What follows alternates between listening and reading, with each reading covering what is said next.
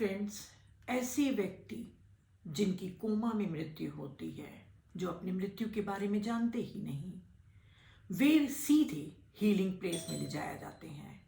या ऐसे मनोरोगी जिन्होंने काफ़ी अपने जीवन में हेलुसिनेशंस यहाँ पर देखा हो, तो उस आफ्टर लाइफ में भी जाकर वहाँ पे हेलुसिनेशंस में ही फंस जाते हैं, इसलिए उनको भी सीधा हीलिंग प्लेस ले जाया जाता है। या जिनकी अचानक मृत्यु हो जाती है या हिंसात्मक मृत्यु होती है, वो काफ़ी डर और रिवेंज में जब मृत्यु को पाते हैं, तब उनको भी हीलिंग प्लेस ले जाया जाता है। और ऐसे लोग जो काफ़ी लालची होते हैं, काफ़ी गुस्से में बिताते हैं अपने जीवन को, ऐसे लोगों को भी सीधा हीलिंग प्लेस ले जाया जाता है, क्योंकि वो भी वहाँ पर डेफ होते हैं। और जिनकी मृत्यु के समय काफ़ी वो दुखी रहते हैं, उनको हमेशा जीवन से शिकायत रहती है कि उन्हें जीवन में खुशी नहीं मिली, वो असफल हुए, ऐसे लोग भी हीलिंग प्लेस में ले जाए जाते हैं। जो लोग अपने आप से प्रेम नहीं करते, उनको भी हीलिंग प्लेस ले जाया जाता है। और जो व्यक्ति आत्महत्या करते हैं, उनको भी हीलिंग प्लेस में ले जाया जाता है, क्योंकि वो जजमेंट और ब्लेम से बाहर ही नहीं आ पाते। तो इस प्रकार से हीलिंग प्लेस में कई तरह के व्यक्ति जो यहाँ पे जिस तरीके से जीते हैं, उसके अकॉर्डिंग ही वहाँ पर उनका ट्रीटमेंट होता है, उनकी हीलिंग की जाती है। कई आत्माएं वहाँ पर अपने ही जाल में इसलिए फंस जाती हैं क्योंकि आफ्टर लाइफ के बारे में लोगों को मालूम ही नहीं है। जो भी हम धारणा लेके जाते हैं, जैसा भी हम आफ्टर लाइफ को देखना चाहते हैं, बिल्कुल वैसे ही वो मैनिफेस्ट होएगी। यदि आप सोचते हैं कि आफ्टर लाइफ में जाने के बाद आपको जीसस मिलने वाले हैं, तो वहाँ आपको जीसस आप खुद बना लेंगे। अगर आप चाहेंगे कि मैं तो बहुत राम को प्यार करती हूँ, मुझे राम भगवान दिखेंगे, तो राम भगवान दिखेंगे, आप बैठ के निहारते रहिएगा। जो भी हमारी धारणाएं रहती हैं, चाहे धर्म से संबंधित हो या आफ्टर लाइफ से संबंधित हो, अगर आपको लगेगा कि यार यहाँ पे तो मुझे रिवॉर्ड मिलने वाला है, तो आपको रिवॉर्ड भी दे दिया जाएगा। यदि आप कोई बुरा काम करके गए हैं और आपके मन में एक संशय है कि यहाँ पे तो मुझे नर्क मिलने वाला है, तो वहाँ पर आपके लिए नर्क भी बन जाएगा। और वो नर्क ईश्वर ने नहीं बनाया होगा, आपने बनाया होगा। तो जो भी जिस भी तरीके से आप आफ्टर लाइफ को देखना चाहते हैं, आप बना के रह सकते हैं। इसीलिए अपनी कोई भी ऐसी धारणा नहीं रखनी चाहिए कि वहाँ पर मुझे ऐसा मिलेगा, वैसा मिलेगा। जो भी होगा, हमको अपनी इमेजेस नहीं बनानी है, अपने बिलीफ सिस्टम को लेकर नहीं जाना है। बस इतना ही हमें ध्यान रखना है कि हमारी लैंडिंग प्लेस में अवधि कम से कम हो। हमको वहाँ पर बिल्कुल भी कोई भी इमेजेस को क्रिएट नहीं करना है। अपने मन को खाली करने के लिए हम यहाँ पर ब्रेथ मेडिटेशन का सहारा लेते हैं, पर वहाँ पर तो ब्रेथ नहीं है।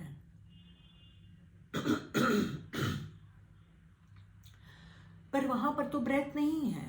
तो जॉर्डन ने कहा कि आपको उस समय जब आपके पास ब्रेथ नहीं है, आपको इमेजेस नहीं बनानी है, इमेजेस से बचना है, तो आपका काम सिर्फ एक ही है कि आप अपने माइंड को रीफोकस करिए उस प्रेम के लिए जो आपको प्रियजनों से मिला है, और खासकर ऐसे प्रियजन जो अभी स्पिरिट वर्ल्ड में हैं। जीवित हो तब भी आप उनके प्यार को अनुभव करके, याद करके अपने माइंड को रीफोकस कर सकते हैं। पर ज़्यादा अच्छा होगा कि आप अपने स्पिरिट में गए हुए अपने प्रियजनों को याद करिए।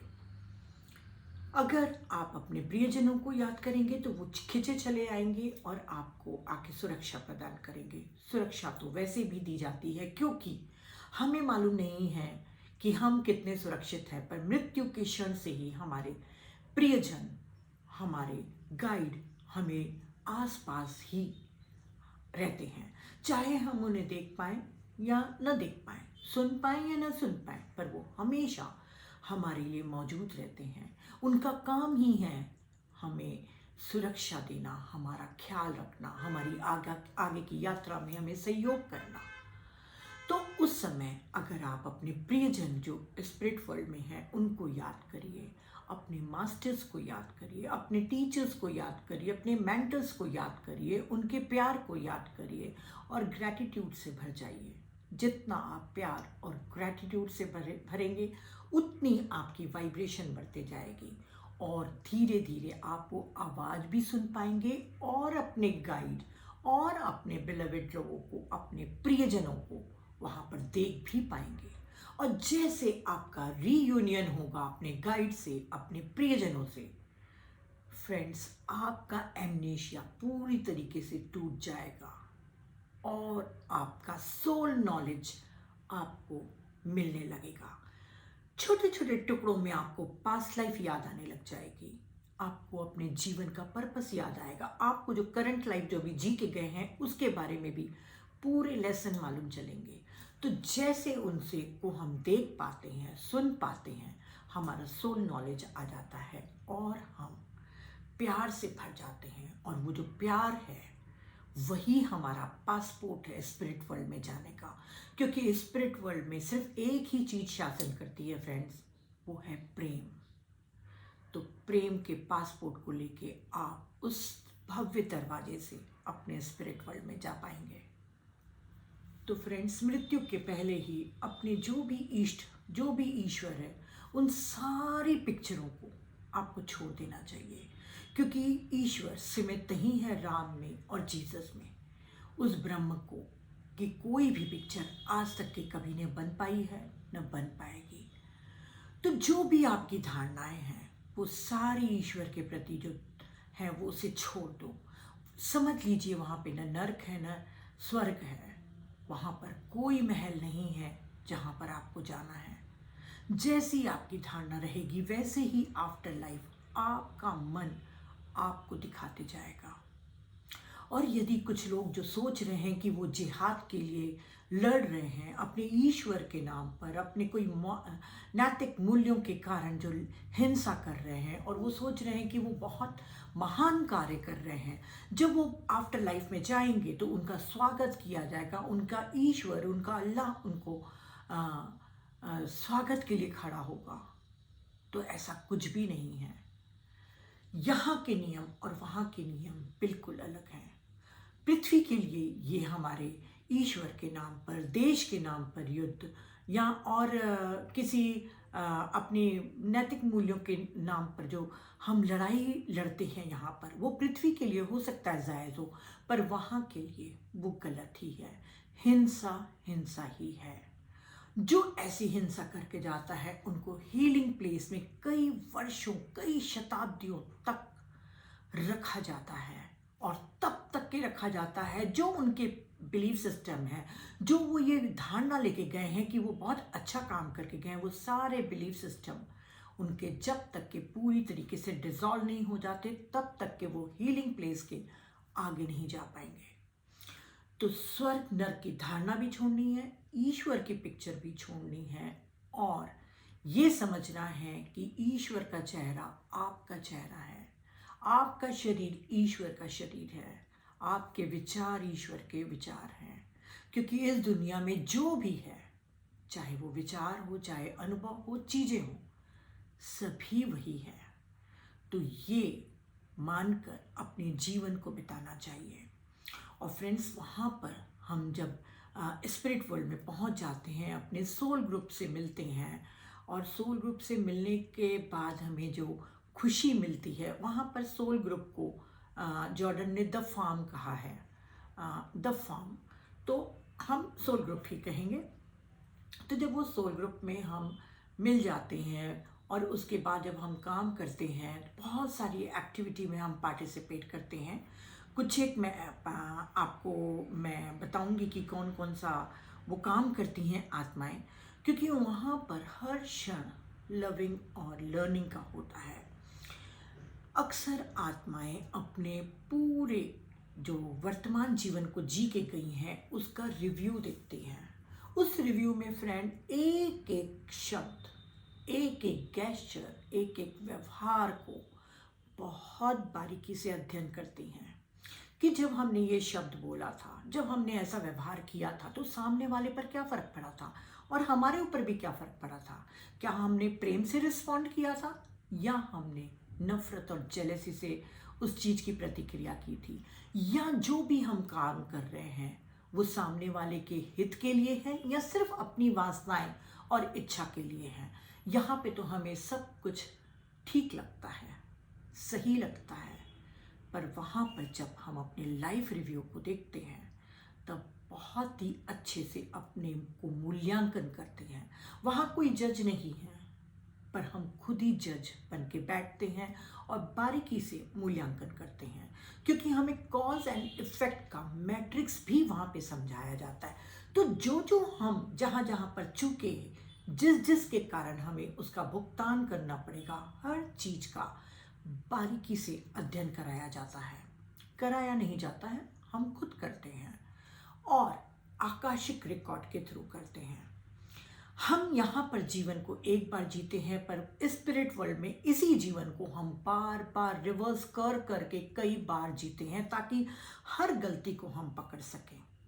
और सबसे अच्छी चीज ये है कि हम कभी भी उस पेज को, एक नए चैप्टर को शुरू करते हैं उस आकाशिक रिकॉर्ड से, जिसमें हमको संभावनाएं भी दिखाई जाती हैं। जैसे मान लीजिए मैंने कोई किसी को दुख पहुंचाया, अगर मैं उस समय उसको दुख नहीं पहुंचाती तो मेरा जीवन कैसा होता, या मैंने ये निर्णय के बदले दूसरा निर्णय लिया होता तो मेरा जीवन कैसे होता। तो जो हो सकता था जीवन, उसकी जो संभावना थी, उसकी जो अल्टरनेट लाइफ थी, वो भी मैं कभी भी चाहूँ तो देख सकती हूँ आकाशिक रिकॉर्ड में। जब तक कि हम उस पेज को खोल के रखेंगे, हमको अपनी अल्टरनेट लाइफ दिखाई जाएगी। कितना अच्छा है फ्रेंड्स। काश हमें अपने यहाँ पर निर्णय के पहले ये दिखाया जाए तो हमारे सारे निर्णय सही होंगे। पर हमें तो यहाँ पे सीखना है, गलतियाँ करके सीखना है। पर वहाँ पर वो सारी संभावनाएं दिखाई जाती हैं कि यदि आपने ऐसा नहीं किया होता तो आपकी लाइफ ऐसी होती। तो जब तक कि वो देखना चाहे, आत्मा उस पेज को देखती है, और जैसे वो बुक को बंद करेगी आकाशिक रिकॉर्ड को, वो पेज खत्म हो जाएगा और अपने दूसरे कार्मिक लेसन को भी वो पढ़ पाएगी। तो आत्माएं अपने लाइफ रिव्यू को, अपने लेसन्स को बार बार देखती हैं और सीखती हैं, क्योंकि आत्मा की प्यास सबसे ज़्यादा यही रहती है, ज़्यादा से ज़्यादा सीखना। आत्मा क्रिएट ही इसलिए होती है कि ज़्यादा से ज़्यादा ज्ञान ले और उस ज्ञान को लोगों में बांटे। तो वो अपने आकाशिक रिकॉर्ड के द्वारा अपने लाइफ को भी देखती है और कई कैरियर को भी चुनती है। जैसे हम यहाँ पृथ्वी पर अपने कैरियर को चुनते हैं, वहाँ पर आत्माएं अपने वाइब्रेशन के अकॉर्डिंग, अपनी इंटरेस्ट के अनुसार काफ़ी कुछ स्पिरिचुअल कैरियर भी चुनती हैं। कुछ हीलिंग चुनती हैं, कुछ टीचिंग चुनती हैं, कई लोग स्टोरी टेलर बनते हैं, कई लोग गाइड के रूप में काम करते हैं, कई लोग और दूसरे काम करके लोगों की भला करने की कोशिश करते हैं। सेवा से जुड़ी हुई कई हजारों कैरियर है वहाँ पर। तो आत्माएं उसमें भी निपुणता हासिल करती हैं। वहाँ पर आत्माएं एक दूसरे से मिलने भी जाती हैं। जैसे हम यहाँ पृथ्वी पर फ्रेंड्स लोगों से मिलने जाते हैं, बिल्कुल वैसे वहाँ पर मिलने भी जाती हैं और एक दूसरे के साथ शेयर भी करती हैं, जैसे हम यहाँ करते हैं। वहाँ पर वो शेयर करती हैं कि क्या सीखा, कहाँ पर चूके, कौन सी लाइफ अब उनको लेनी है, ये सब चीज़ें वो शेयर करती हैं। वो एक और स्किल को भी सीखती हैं कि जीवित लोगों से वो कैसे कनेक्ट हो सके। अगर हमारे प्रियजन चले गए हैं तो ऐसा नहीं है कि हमारा रिश्ता हमेशा के लिए खो गया है। वो हमेशा हमारे ऊपर नज़र रखते हैं और हमारे जीवन में क्या क्या हो रहा है वो देखते हैं। तो कई आत्माएं ट्रेनिंग लेती हैं कि किस तरीके से अपनी सोल फैमिली के जो मेंबर्स जो शरीर रूप में पृथ्वी पर रह रहे हैं उनसे किस प्रकार से संवाद किया जाए। क्योंकि जॉर्डन भी यही सीख रहा है कि जीवित लोगों से कैसे कनेक्ट हुआ जाए, क्योंकि सबसे ज़्यादा डिफ़िकल्टी, चैलेंजिंग यही होती है। वो जो स्पिरिट वर्ल्ड में जो आत्मा है वो हम लोगों से डायरेक्ट कम्युनिकेट नहीं कर पाती। वो हायर वाइब्रेशनल बीइंग है और हम लो वाइब्रेशनल बीइंग है। तो हम उनकी आवाज़ को, उनके जो विचार जो हमको ट्रांसमिट करते हैं, उनको हम नहीं समझ पाते। तो वो आत्मा वहाँ पर स्किल सीखती हैं, वो निपुणता सीखती हैं कि किस तरीके से विचारों को संप्रेषित किया जाए जीवित आदमी में, और किस तरीके से वो ख्याल रखें, किस तरीके से वो प्यार को भेजें, किस तरीके से हमारे सपनों में आके हमारी हीलिंग में, हमें मार्गदर्शन में हमें सहायता करें।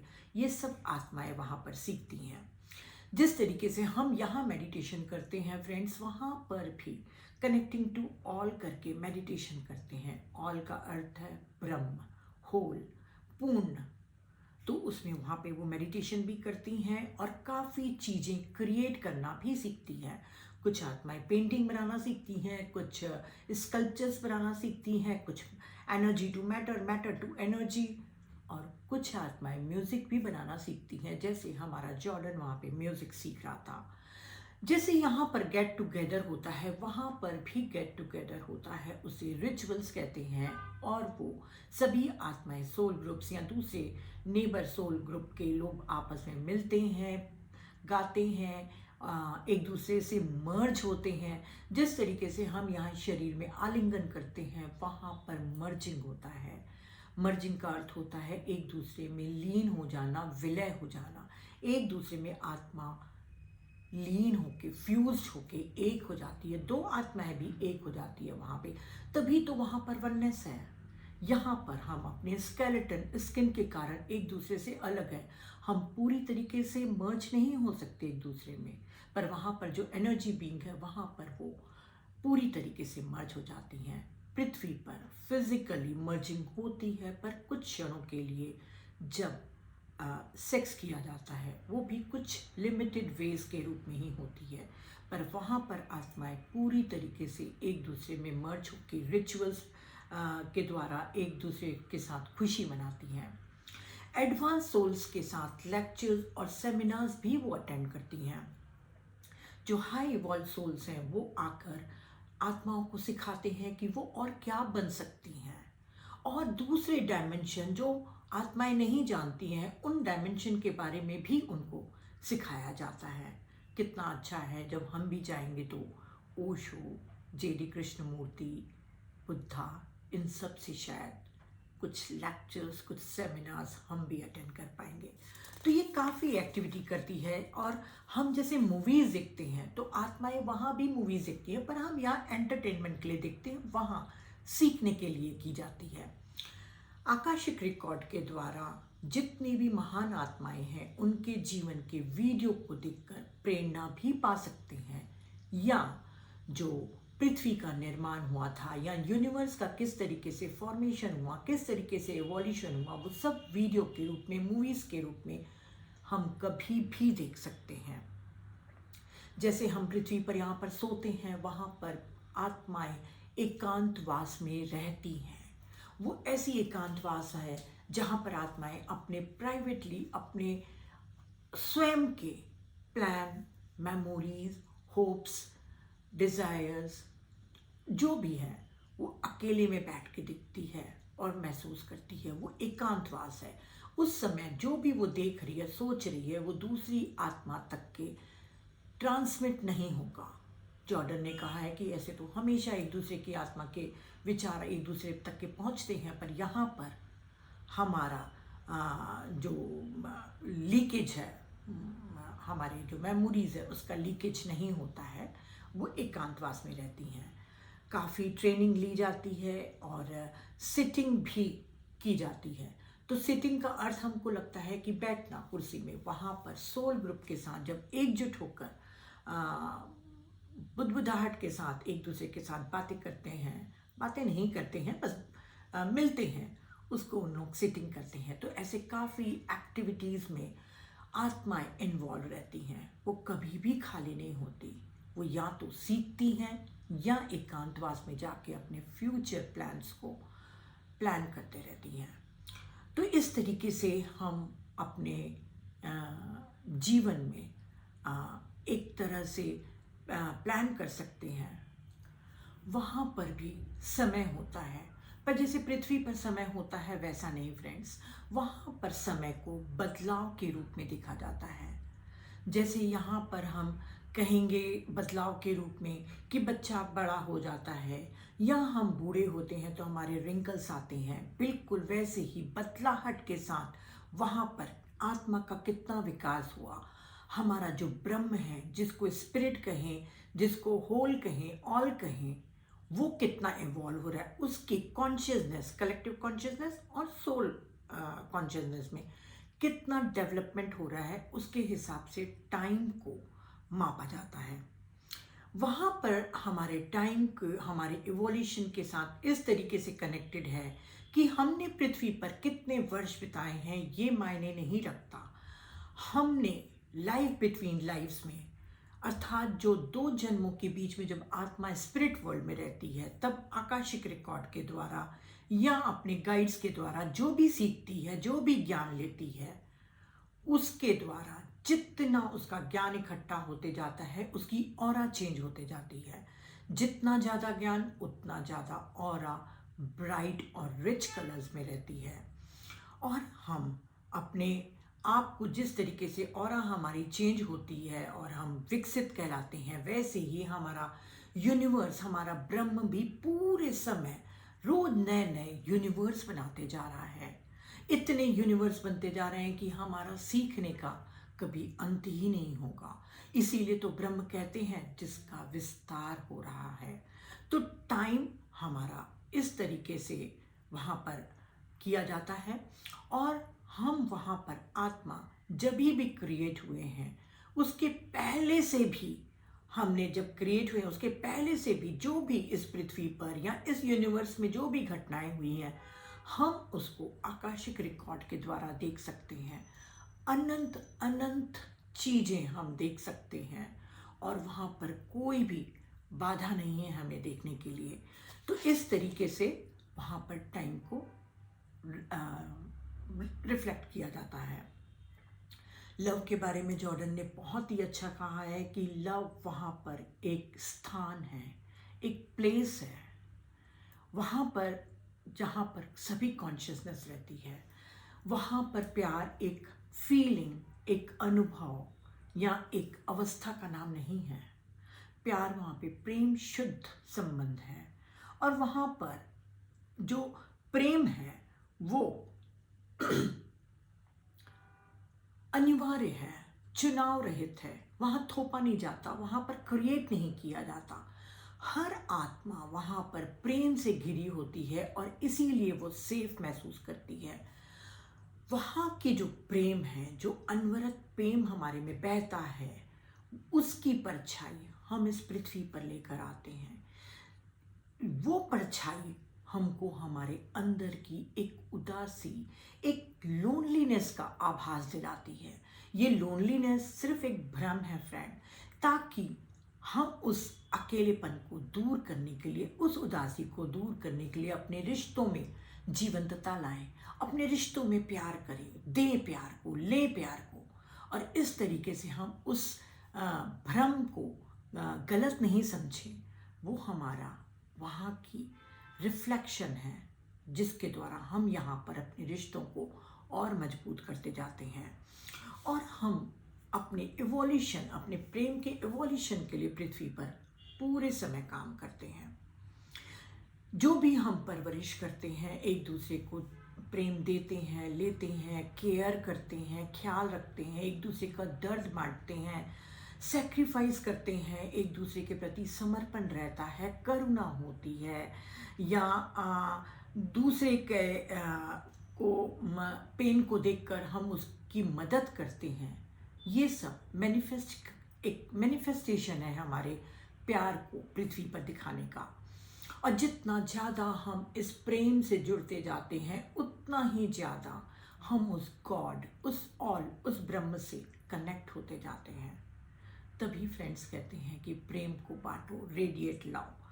और जॉर्डन ने बहुत ही अच्छे से कहा है कि यदि आप प्रेम से भरे रहेंगे तो आप हर दर्द को भी उस प्रेम की नज़र से देखकर उस दर्द को भी कम कर लेंगे और उस पर्पस को भी जान लेंगे जिसके कारण आपने दर्द लिया है।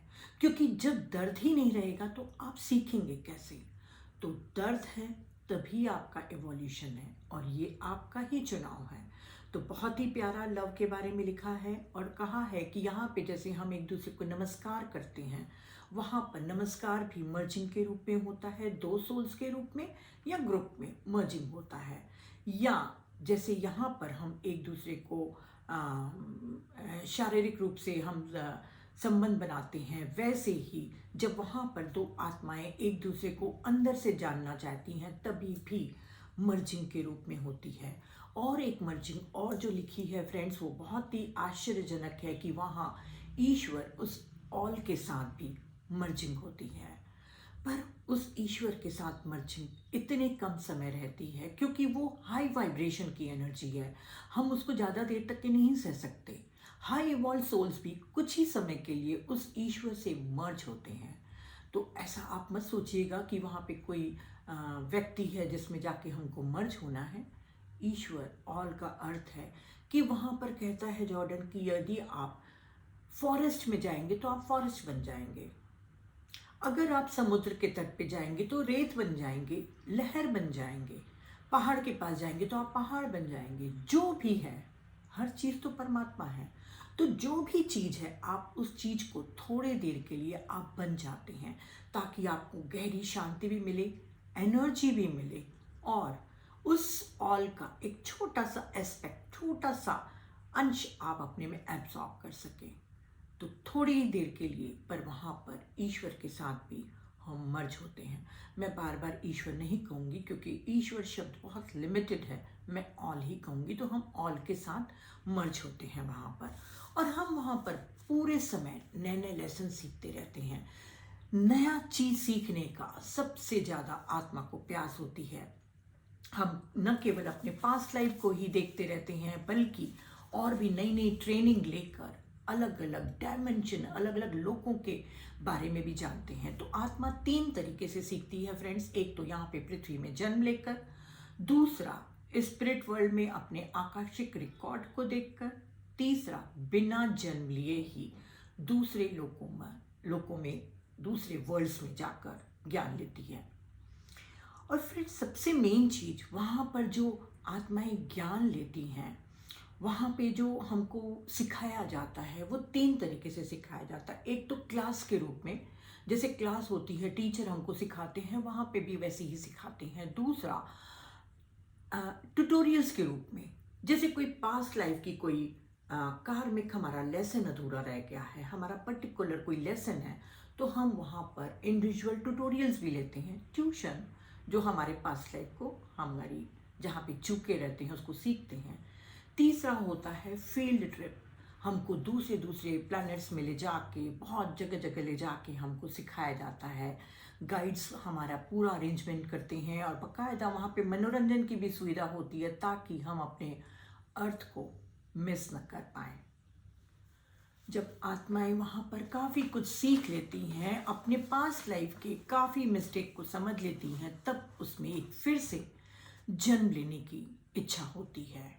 पर जॉर्डन कहता है कि आप भरपूर तैयारी करिए, आराम से आप तैयारी करिए, सोल ग्रुप में बैठिए, अनुभव को इकट्ठा करिए और अपनी सोल एनर्जी को बढ़ाइए। क्योंकि कभी कभी कुछ आत्माएं इतनी ओवर एम्बिशियस होती हैं कि अपनी सोल एनर्जी से भी ज़्यादा बड़े चैलेंजेस चुनकर पृथ्वी पर आ जाती हैं। इतिहास गवाह है कि बहुत ही अच्छे इंटेंशन के साथ जब अपनी सोल एनर्जी के साथ आत्माएं उतरती हैं पृथ्वी पर, तो यहाँ की बुराई, शरीर की इच्छाएं और उनकी क्रेविंग के कारण अपने प्लान को, अपने चैलेंजेस को पूरा नहीं कर पाती और असफल हो जाती हैं। तो अपनी एनर्जी को बढ़ाइए, सोल एनर्जी को, फिर अपनी एनर्जी के अकॉर्डिंग ही अपने नए प्लान को चुनिए। न तो इतना इजी चुनिए नए प्लान को कि उसमें कोई चैलेंज नहीं हो, चैलेंज नहीं होगा तो आपका इवोल्यूशन नहीं होगा, न ही कभी इतना कठिन चैलेंजेस ले लीजिए जो आपके अनुभव, आपके ज्ञान के बियॉन्ड हो। तो ये तो हमें चूज करना है अपनी लाइफ को। वहाँ पर जाकर मृत्यु के समय के लिए एक बहुत ही अच्छी चीज़ लिखी है जो मैं आप लोगों को फिर से रिमाइंड कराना चाहूँगी कि मृत्यु के लिए आप पहले से तैयारी कर लीजिए। आप मृत्यु का भय निकाल दीजिए। आप समझ जाइए कि इस पृथ्वी से कहीं बेहतर दुनिया बहुत सुंदर दुनिया हमारा इंतज़ार कर रही है, जहाँ पर हमें प्यार से रिसीव किया जाएगा, हमारी देखभाल की जाएगी और भरपूर प्यार दिया जाएगा। तो हमें डर की एनर्जी को, यहाँ पर उस मृत्यु की डर की एनर्जी को ख़त्म कर देना है, क्योंकि जितना हमारे में डर रहेगा हमारी वाइब्रेशन कम रहेगी, हम अपने गाइड की और उस प्यार की आवाज़ को नहीं सुन पाएंगे और आगे की ओर गति भी नहीं कर पाएंगे, क्योंकि आगे की गति के लिए भी हमें इंटेंशन चाहिए, कोई उद्देश्य चाहिए। तो आपको डर को ख़त्म करना है और डर को ख़त्म करने के लिए बहुत सी चीज़ें हैं। पहले तो आप अपना प्रेम बढ़ाइए, जितना प्रेम आपका बढ़ते जाएगा उतना आपका डर ख़त्म होते जाएगा। उसके लिए मेडिटेशन और सबसे आसान और सटीक उपाय है। जॉर्डन ने भी कहा है कि मेडिटेशन के द्वारा अपने डर की एनर्जी को दूर करिए। और तीसरा जो सबसे इम्पॉर्टेंट है, आप ये सोचिए कि हम मृत्यु के बाद अपने उस प्रियजनों के साथ मिलेंगे जो हमको कई वर्षों से छोड़ के चले गए हैं। हम उनसे मिलेंगे, उनसे बातें करेंगे, और ऐसा नहीं है कि जिनको हम छोड़ के जा रहे हैं उनसे हम मिल नहीं पाएंगे। हम जब भी जी जाएंगे हम उनको देख पाएंगे, अपने प्यार को भेज पाएंगे, उनको गाइडेंस अपने विचारों के द्वारा उनको ट्रांसमिट कर पाएंगे। तो उस रीयूनियन को एक प्यास बना लीजिए ताकि आपका ट्रांजिशन आसानी जाए। और इसके साथ ही याद रखिए कि जो मृत्यु जिसको हम कहते हैं एक डार्क डोर है, जिसके पीछे की दुनिया के बारे में हम कम जानते हैं, डरते भी हैं और जानने की इच्छा भी रखते हैं। तभी तो आप इतनी देर से मुझसे सुन रहे हैं कि उस डार्क डोर के पीछे की दुनिया क्या है। तो वो आप विश्वास रखिए कि आपके मृत्यु के समय आपके प्रियजन, आपके गाइड उस डार्क डोर को खुलवाएंगे और आप उसमें प्रवेश पाएंगे।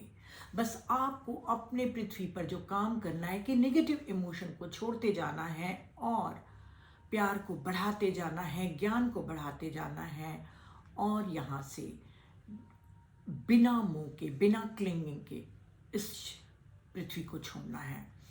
तो ये जो डार्क डोर है वो धीरे धीरे हमारे लिए खुलेगा और हम उसमें प्रवेश कर लेंगे। हम जब भी वहाँ पर जाएंगे तो हम अपने वास्तविक घर में जाएंगे। बहुत ही प्यारा सेंटेंस लिखा है जॉर्डन ने कि welcome to your death to this journey.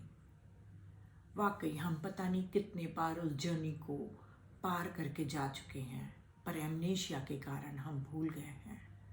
और जैसा कि हमें फिर से उस यात्रा की तैयारी करनी है तो बहुत अच्छे से हम तैयारी करें। अब हम ध्यानी भी हैं, आत्मज्ञानी भी हैं, तो हम उस यात्रा के लिए अपने आप को प्रिपेयर करें, प्यार से इतना भर लें कि जाएं तो इस पृथ्वी को और सुंदर करके जाएं, और हमारे प्रियजनों के जो यहाँ पे हम हमारे बाद छूट जाएंगे उनके दिलों में भी हमारे प्यार को प्रवाहित होने देना है।